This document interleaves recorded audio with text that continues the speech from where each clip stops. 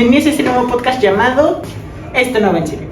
Yo soy el representante del podcast llamado Jonathan Gael y hoy nuestro primer invitado es el maestro Zuli. Muy buenas tardes. Buenas tardes. Bueno, empecemos con las preguntas, ¿no? Es un podcast de, como le había explicado, de comedia y así. ¿Qué le inspiró a llegar así como coordinador de la secundaria? Bueno, de hecho yo empiezo aquí como auxiliar educativo hace ya cerca de 40 años y tengo la oportunidad de irme a estudiar la normal.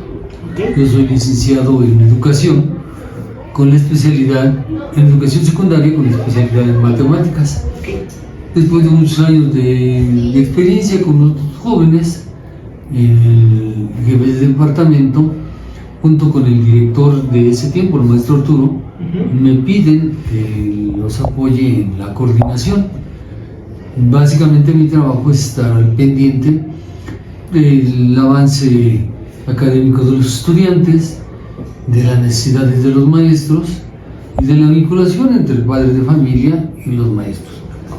Me gusta mucho mi trabajo, me gusta mucho trabajar con jóvenes, me gusta mucho verlos cómo van cambiando, cómo llegan siendo unos niños y cómo al salir de la secundaria son todos unos jóvenes que pueden tomar decisiones. Tengo la fortuna de todavía contar con la amistad de varios de nuestros exalumnos y en términos generales a la mayoría les ha ido muy bien. Por eso estamos aquí. ¿Usted más o menos cuántos años lleva trabajando como coordinador en la escuela secundaria? Como coordinador ahorita en noviembre cumplí 11 años ya como coordinador. La coordinación solamente es en las secundarias técnicas. No hay coordinación en secundarias generales ni tampoco en telesecundarias, mucho menos en secundarias estatales. Es una responsabilidad que nos obliga a conocer pues, todos los planes y programas, el saber cómo y qué metodología están utilizando los maestros y sobre todo a darle un seguimiento a esta parte emocional de los estudiantes. Y ese es el trabajo que se realiza en la coordinación. Cuénteme, maestro, si no fuese coordinador, ¿qué otro trabajo le gustaría haber tenido? Bueno, de hecho, yo te podría decir que en la actualidad no solamente me dedico a esta parte educativa, a mí me gustan mucho los carros. Tengo una pequeña colección de 34, me parece que son. A mis hijos también les gustan mucho los carros, ya son gente de más de 30 años. Y hacemos las restauraciones. Entonces, este también es un trabajo muy interesante. Se manejan varios campos del conocimiento, desde pues, todo lo que es la parte mecánica, la parte electrónica, la parte eléctrica, los diferentes sistemas que tiene un vehículo, la hojalatería, la pintura, y esto hace que tengas que diversificar todo lo que tú haces, pero sobre todo que tengas que aplicar pues, lo que te enseñan en la escuela.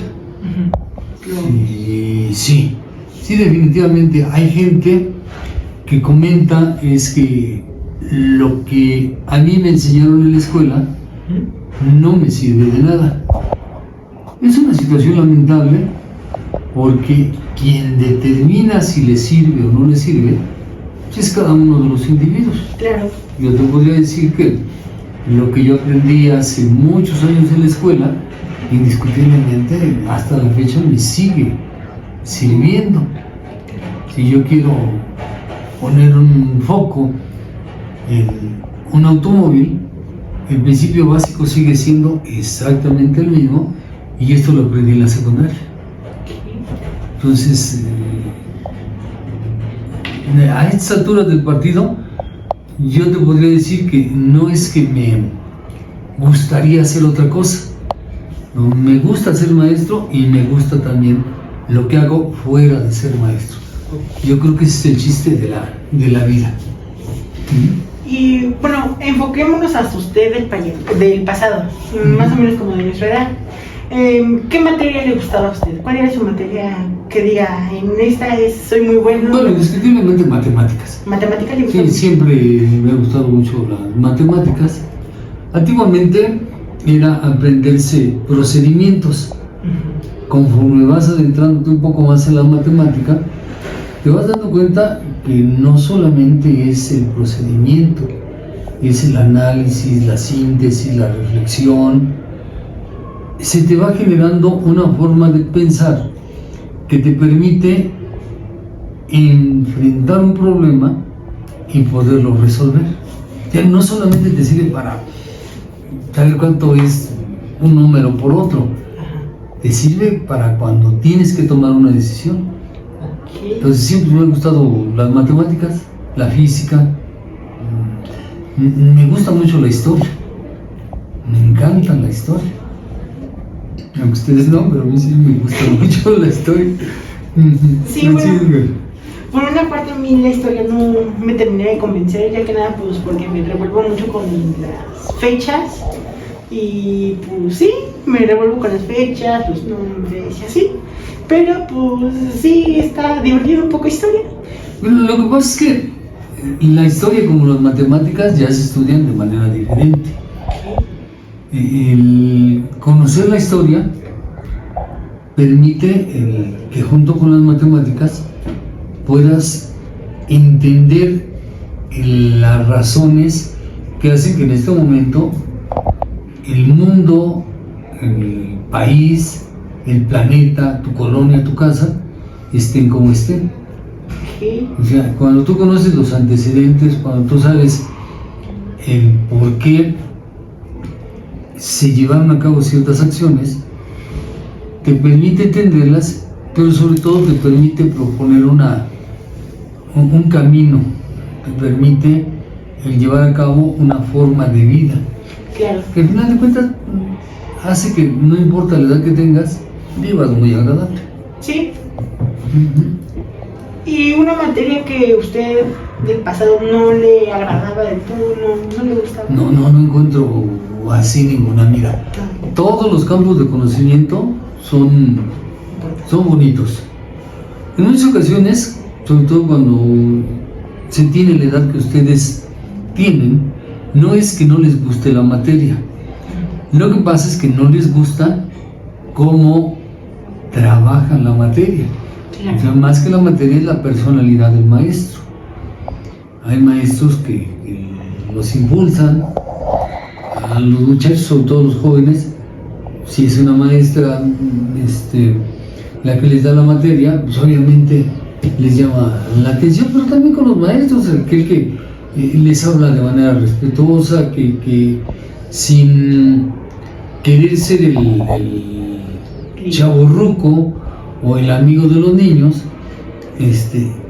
lo respeta. Yo conozco mucha gente que ha trabajado muy bien, entonces yo no creo que haya alguna materia, no creo que haya algún campo de estudio que sea desagradable. Es simple y sencillamente cómo lo trabaja.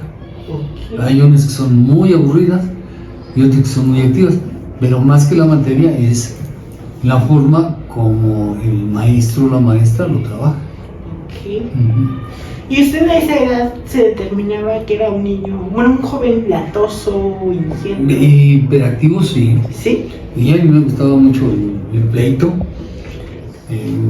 Mi deporte favorito era agarrarme a golpes con los compañeros. Nosotros íbamos en una escuela de puros hombres. Entonces la competencia pues siempre estaba a la orden del día. Afortunadamente era una escuela que tenía 2 campos de fútbol, como 8 canchas de básquetbol, cancha de voleibol, columpios, tenía muchos espacios para hacer deporte. Entonces teníamos la oportunidad de sacar toda esa energía a través del juego, del deporte, y pues cuando sobraba un poco de energía, pues nos agarrábamos a trancazos y pues luego ya éramos amigos, ¿no? Pero sí, era yo excesivamente inquieto, y yo creo que todos, yo creo que es parte del momento que estás viviendo. Entonces, sí, el único detalle pues, es que en aquellos tiempos el psicólogo era una vara y entonces pues, si te portaban mal te daban 3, 4, 5 balazos y tenías que aguantar. Sí. Porque pues, te estaban viendo todos los demás y pues no podías llorar o decir, ay, es que me está violentando mis derechos. No, era parte de la educación en ese tiempo. Claro. Dentro de lo que a mí me sirvió, cuando empecé a trabajar en algunas ocasiones llegaba a tener algunos accidentes. De hecho, me llegué a cortar este dedo, la primera falange, y cuando me lo corté, cuando me lo llevé con la sierra, me lo amarré, vine, me lo lavé, de aquí me fui a comer, y como a las 5 horas ya me fui al hospital. Puede uno controlar el dolor. Sabes pues, que no te va a pasar nada, que no tienes por qué entrar en pánico, y esto gracias pues, a esa educación que nosotros recibimos en ese tiempo, ¿no? Claro. ¿Sí? O sea, uno sufría y se tenía que aguantar, por así decirlo. pues sí, o sea, ni siquiera lo tomabas como te dolía más que te dejara de hablar, por ejemplo, tu mamá, cuando se enojaba, te decía, no, ya, ahí sí te dolía, que te diera pues unas cachetadas o unos barazos, ¿no?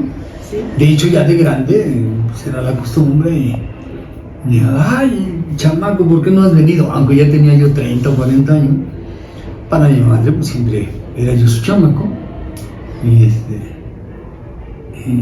traía su bastón y órale, dale, échale ganas ahí, ¿no? Porque pues, realmente no es algo extraordinario. Obviamente los tiempos cambian. En la actualidad en esto pues entiende que no puede ser, que ahí se cometieron excesos y precisamente por eso la atención es diferente. Pero sí, no, yo en este momento te podría decir que la vida que me tocó vivir fue muy intensa, muy agradable, hice todo lo que quise hacer y en este momento estoy muy a gusto con la vida. Sí. Me gusta mucho todo lo que hago. No te podría decir es que me aburrí, es que no tengo nada que hacer, no, al contrario, ¿sí?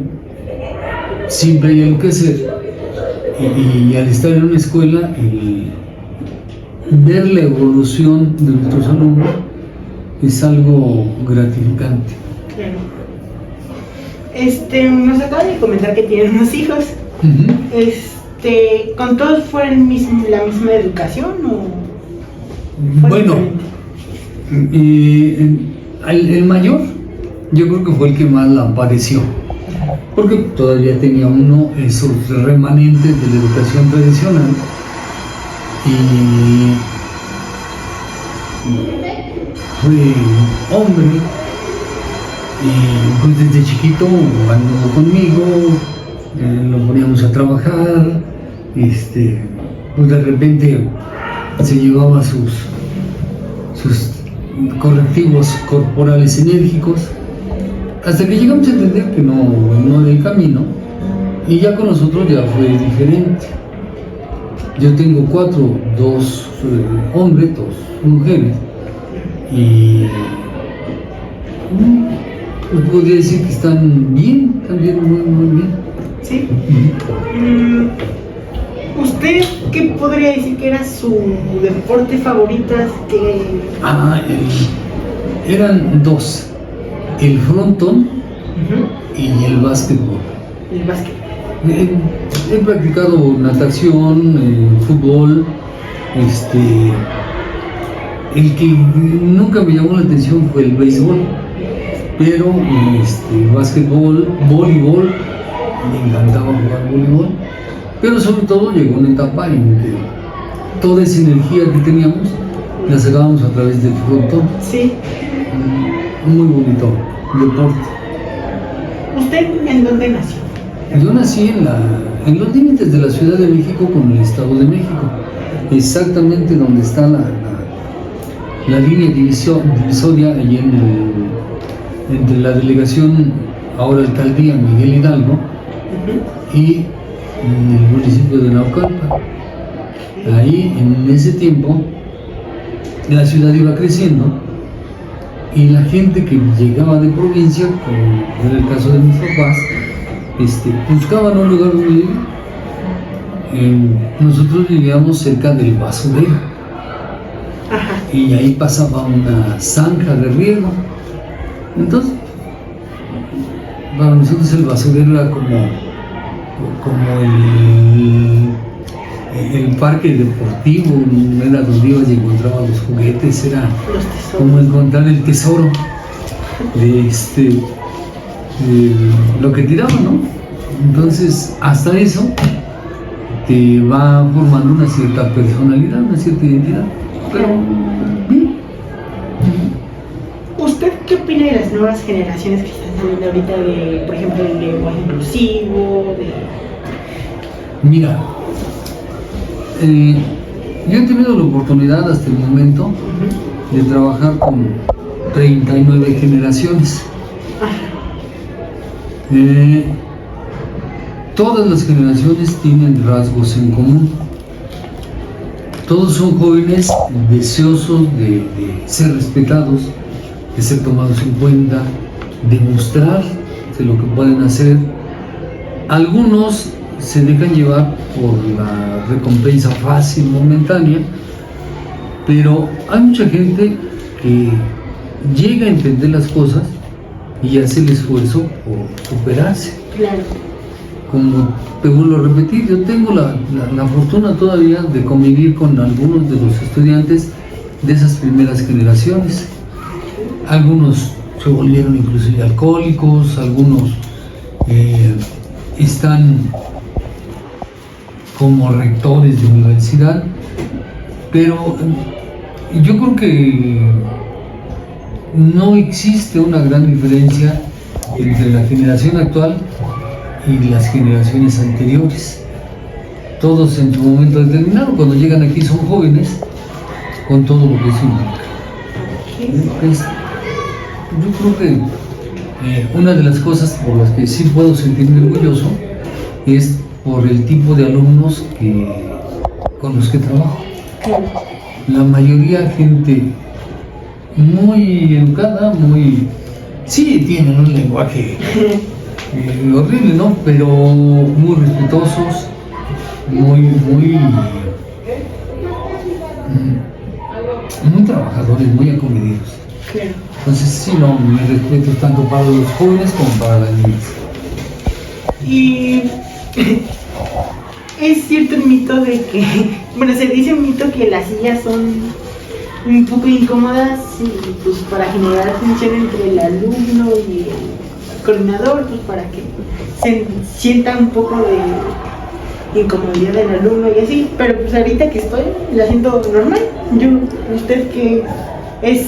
Bueno, lo que pasa es que hay un detalle, sí, definitivamente, durante mucho tiempo quien diseñó el mobiliario lo hizo sin llevar a cabo un estudio, un análisis, una condición, algo más profundo.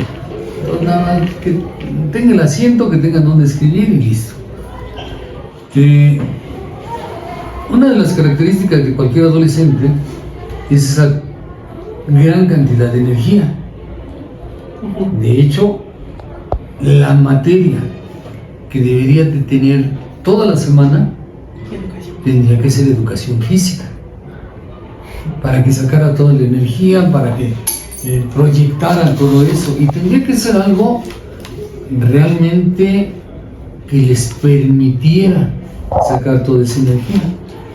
Desafortunadamente, en muchas ocasiones sea por cuestiones internacionales, o sea porque la gente que hace la planeación fue gente no muy activa en sus años juveniles, esto se reduce. Si nosotros entendemos eso, vamos a poder entender que el peor castigo que se le puede dar a un adolescente es mantenerlo 50 minutos sentados en una silla. Sí. O sea, es inhumano, es ilógico, no tiene sentido. Afortunadamente, el modelo educativo actual cambia esa dinámica y pretende impulsar a los maestros a que hagan otro tipo de actividades, que alguno se mueva, que manipule, que trabaje, no tanto en una modalidad como la que implementó la maestra Montessori, pero sí haciendo que tenga mayor actividad. Entonces sí son incómodas, sí generan estrés en el estudiante, y sí se tiene que ya aplicar lo que la nueva escuela mexicana establece. Así, eso tendría que ser. El detalle es que hay unos maestros ya muy grandes que seguimos dando clase y que pues, nos quedamos con la mentalidad anterior. Claro. Sí, no, sí son incómodas. De hecho, si sentamos a un maestro en una de esas sillas, no aguanta mucho tiempo sentado. Ninguna otra. Pues, bueno, ¿cuál es el caso más raro que le ha tocado con un alumno, por ejemplo, un tema que hubo conmigo de un vapeador? Bueno, un tema así similar. Yo que se me hubiese caído algo. ¿Cuál es el tema más raro que le ha tocado? Bueno, lo más no tanto raro. Si hablamos de temas raros, cuando nosotros llegamos a esta escuela, la barra era muy pequeña. Faltaban mucho los maestros. Los alumnos llegaban a tener 1 o 2 clases por día. Pudiendo salir por la puerta, muchos de ellos se brincaban la barda. Y en más de 3 ocasiones tuvimos que ir a descolgar niñas, porque cuando se brincaban se quedaban atoradas en las varillas. A una sí se le atoró su calzoncito y pues la niña estaba colgada, casi que como si le estuvieran haciendo calzón chino, pero con la varilla arriba. Entonces tú como maestro, pues cómo la subían, ¿no? Claro. Sí, porque pues eso era parece que un espectáculo público indignado, ¿no? Imagínate alguien que trae falta y que se queda colgada con su calzoncito de la varilla, pues está, ahora sí que mostrando toda la anatomía, ¿no? Y las maestras no la podían subir porque no la aguantaban. Claro. Entonces pusieron un relajo ahí, todo el mundo gritando, todo el mundo, tápenla, y ya llegó alguien y le puso su suéter y ya la pudimos jalar. Y luego, como si se había golpeado, a él le costaba trabajo hacer la fuerza para salirse, y la varilla era una varilla un poquito larga, entonces hubo que subirla completamente, ¿sí? Y fue algo que si lo hubieran grabado, yo creo que en ese tiempo hubiera sido luego un, ¿cómo le llaman ahora cuando se hace muy popular? Se hubiera viralizado. Viralizado, sí. Sí, fue algo extraordinario. De lo demás,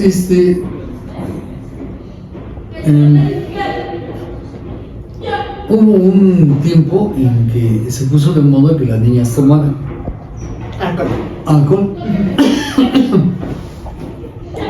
Y de repente la misma gente de la comunidad nos hablaba y nos decían: hay alumnas 2 cuadras allá, ya están muy tomadas, íbamos por ellas, y sí no se podía ni levantar. Ok. Un niño, un adolescente, con un poco de alcohol que tome, pierde el control. O sea, si un adulto lo pierde, pues un menor, ¿no? Entonces, pues sí, no, bro, usted me cae re bien, y todo lo que dice un borracho, pero en un envase de una niña de 14, 15 años. Sí, son situaciones así como muy especiales. En la actualidad se ha detectado algunos alumnos que consumen algún tipo de estupefaciente. Tuvimos uno que afuera le dieron una pastilla. Y cuando llegó tenía clase de historia con la maestra Elia. El alumno era muy inquieto. Entonces, cuando se levanta, para decirle a la maestra, maestra, ¿me permite? Empieza a vomitar. Y hace un bañadero de vómito ahí todos los compañeros. Hasta la maestra le tocó ese día, ¿no? Entonces imagínate, en un salón de clase, que esté vomitando y que vomite a los compañeros y que vomite a la maestra, y luego que salga y venga dejando el rastro. Es una situación bastante curiosa, bastante especial, pero que bueno, quienes ya tenemos algo de tiempo en esto, buscamos controlar la situación, que le brindamos los servicios médicos necesarios, y afortunadamente logró recuperarse. Ahorita allá anda bien. Yo espero que ya haya dejado de tomar, que se le dé la oportunidad, pero sí, son muchas cosas. Al trabajar con adolescentes se les ocurre cada cosa. Sí. En alguna ocasión uno se va el balón al árbol y nunca falta que no, yo ahorita se sube, el balón quedó en la rama. Ajá. En el momento que se estira para mover el balón, la rama se rompe y Se cae. Como en película de comedia. como en película de comedia. Son de las cosas que si se hubieran grabado no sé qué hubiera pasado, pero son situaciones que se han vivido. ¿Me entiendes? Usted nos había comentado que había construido algunas partes de la escuela. ¿Qué Sí. partes son y cómo pasó eso? ¿Cómo? Bueno, lo que pasa es que yo creo que quejarse es básico. El hablar y cuestionar cualquiera lo puede hacer. Claro. Pero si realmente te interesa que las cosas estén bien, pues tienes que meter la mano. Claro. Con los jóvenes construimos la oficina, el espacio para los maestros de educación física de la tarde. Se amplió el salón de informática. Se construyeron las casetas que están aquí para trabajo social, y esa me tocó construirla. O sea, como te digo, a mí me gusta mucho todo esto de la técnica, la mecánica, la albañilería, la plomería, la electricidad. Pues de repente, si hay tiempo, pues llegamos. Por ejemplo, para hacer la loza, pues anduvimos ahí con el bote y dirigiendo y moviendo, platicando con toda la gente. Parte de los sanitarios de los maestros, de las maestras también. La caseta que se encuentra hasta allá atrás en el estacionamiento, esa la hice junto con mis hijos. Pero sí no solamente se platica, se ha hecho, se ha diseñado. Claro. Ahí. Se me olvidaron las preguntas. ¿Ustedes cómo escogen a los maestros? Los maestros Bueno, tienen... lo que pasa es que en una escuela no se contrata ni se les pide a un maestro. Hay todo un procedimiento externo. Los maestros antiguamente era por recomendación, de tal manera que había mucha gente que no era maestro y que sin embargo venía pues a decir que quisiera aprender a los niños porque no tenía ese conocimiento, pero además no tenía el gusto. Una persona que era dentista y pues trabajaba, como decían anteriormente, aunque fuera de maestro, no tenía las herramientas necesarias como para realmente generar un trabajo educativo con el estudiante.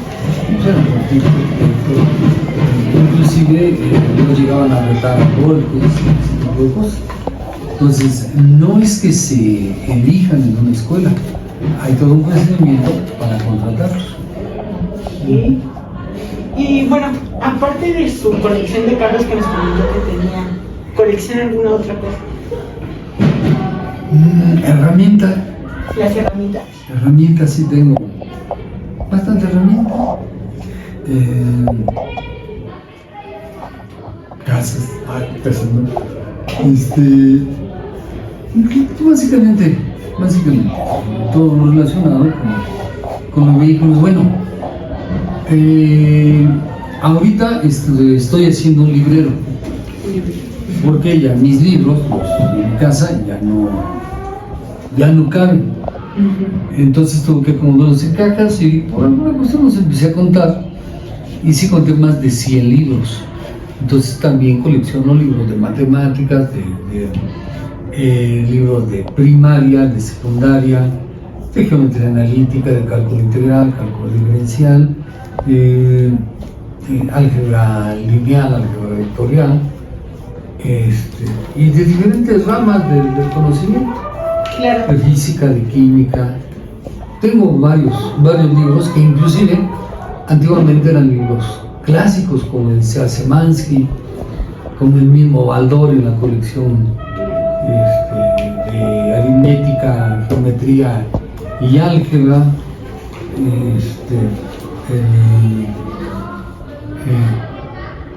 Hay un libro que me gustó mucho desde que lo leí, se llama Un mexicano más, y habla precisamente describe las escuelas en su contexto.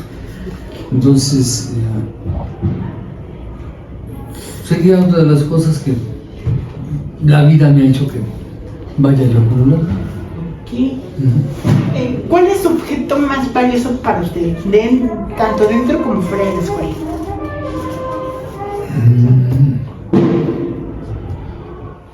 Es que no, yo creo que no podría definir algo que fuera lo más valioso dentro de lo que a mí me gusta.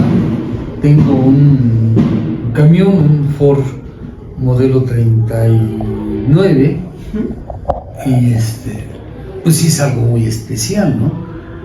Pero aquí dentro de la escuela no son objetos lo más valioso, indiscutiblemente pues, toda la gente que llega a estudiar aquí, y eso sería lo más valioso que la escuela tiene. ¿Usted ha salido del país? Tuve ocasión una vez estar en los Estados Unidos. Yo tengo un hermano allá, en Los Ángeles, y